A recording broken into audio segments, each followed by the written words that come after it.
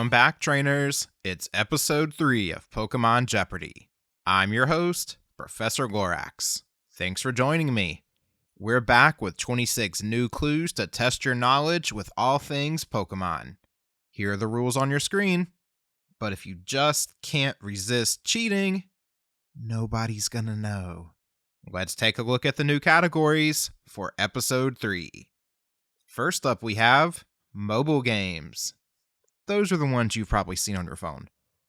Next up is rivals. What is a good Pokemon storyline without a rival to challenge and push you along the way? Then we have Orange Islands, the short-lived mini-season that filled the gap between Johto and Kanto.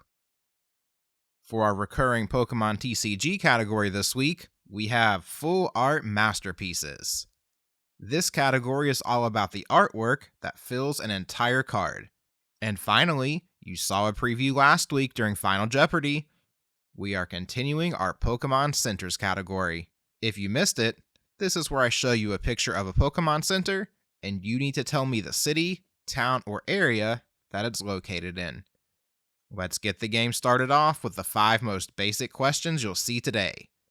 We call it the Pokeball round. First up is mobile games for 200.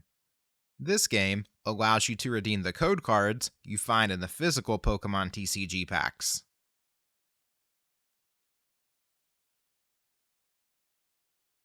Yes, those code cards do have an actual purpose. The answer is Pokemon TCG Live. Time for the second clue of the game. This one belongs to rivals. Ash's original rival.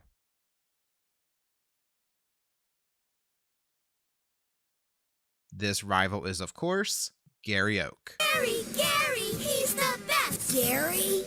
Let's take a trip over to the Orange Islands, the Pokemon that transported Ash and his friends around the Orange Islands.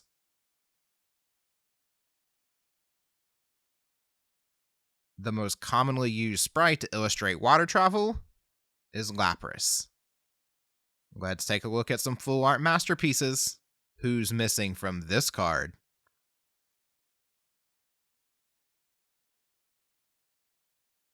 It's one of the top cards from my favorite set. You're seeing it, Squirtle from 151. We've arrived at the final clue of the Pokeball round. It's Pokemon Centers for 200.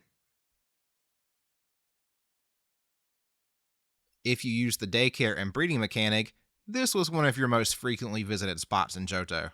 The location is Goldenrod City.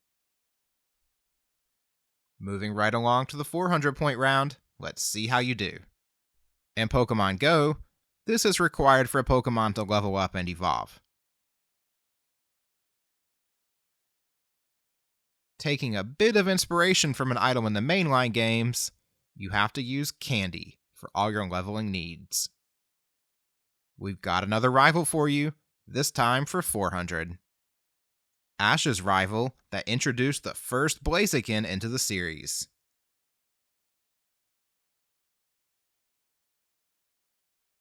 What an awesome way to introduce the Hoenn region. This guy's name was Harrison. Flamethrower! We're visiting the Orange Islands for the second time today. Ash's traveling companion, who later became Professor Oak's research assistant.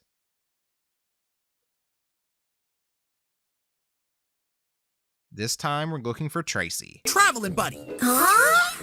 See, if I stick with you, I'll finally get the chance to meet my hero, Professor Oak! Next is Full Art Masterpieces for 400. The Crown Zenith subset comprised entirely of full art trainers and Pokemon.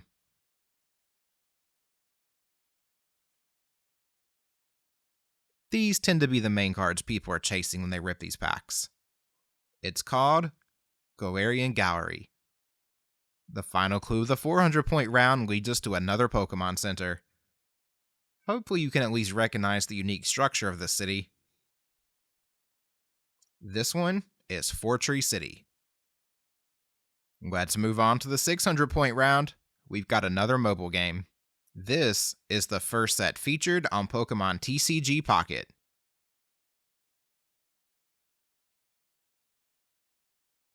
Turns out, this game is actually a lot more fun than the initial impression it gave me. That first set was Genetic Apex. We've got another rival for the third time today. This rival released his Chimchar, who later ended up in the care of Ash.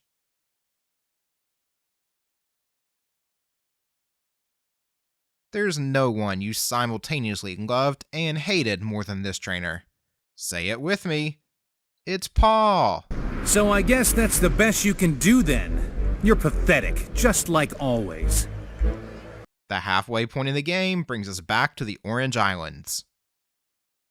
Throughout an extended encounter with this trainer, Ash's Charizard finally begins to obey him.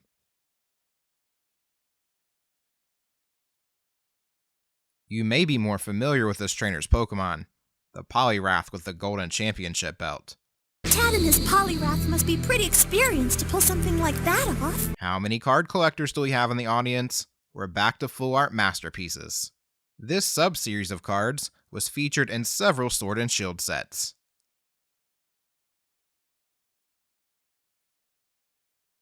The answer is Trainer's Gallery. Fun fact, there are several trainers that appear alongside their Pokemon in these subsets, but nowhere else in the TCG.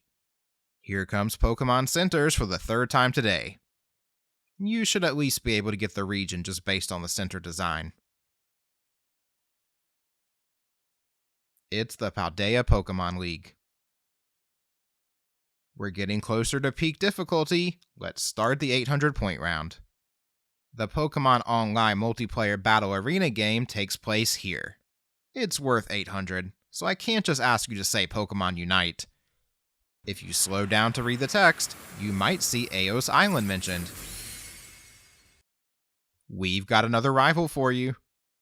This Sinnoh rival is the son of a frontier brain.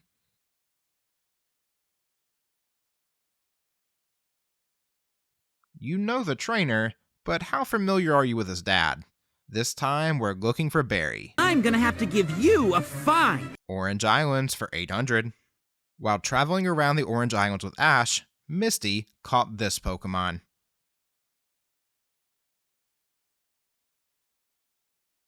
This water companion is, of course, Poliwag, who goes on to unintentionally become a Politoed while the friends travel the Johto region. We have full art masterpieces for the fourth time today. Which unnamed trainer is missing from this card?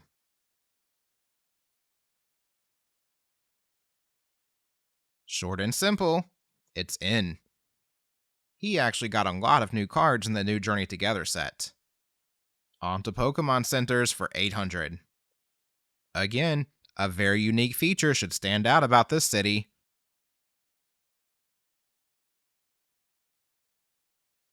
Those solar-paneled bridges can only be found in Sunny Shore City.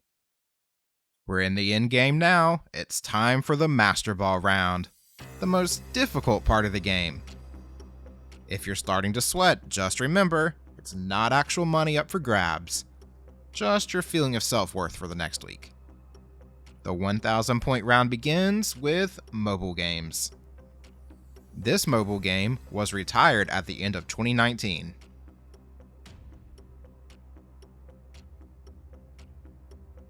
I never played it, but the 3-year lifespan might speak for itself. The game was called Pokémon Duel. Here comes our last rival. This one's a little more obscure. This Hoenn rival uses a Steelix and a Swampert.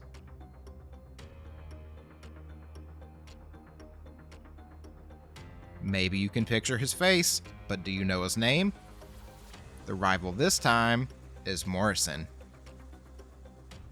It's our last trip to the Orange Islands. Drake is recognized as the strongest trainer in the Orange Islands. This is his official title.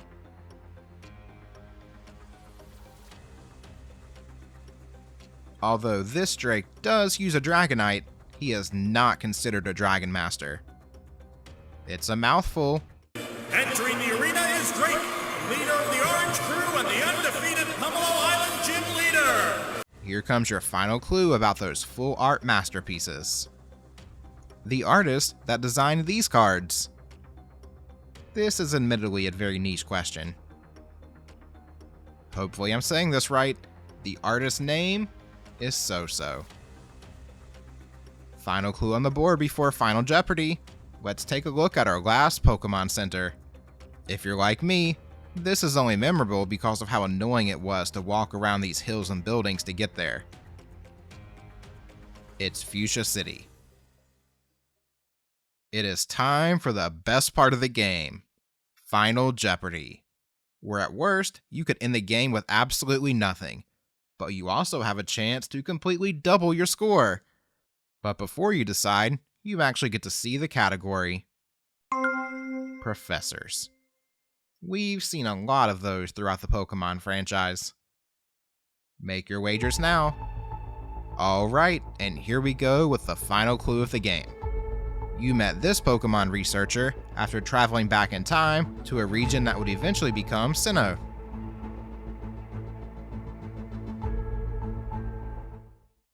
And time is up. The Pokemon professor in question is Professor Laventon. How'd you do this time? Did you picture that professor in your head and then completely blank on his name? Or did you just absolutely crush it with the points today? Feel free to show off and share those scores in the comments. That's going to do it for a third episode of Pokemon Jeopardy. If you like what you saw, subscribe and hit that bell icon to be notified when the next episode drops. And you can always check out our collection of Pokemon Trivia shorts while you're waiting.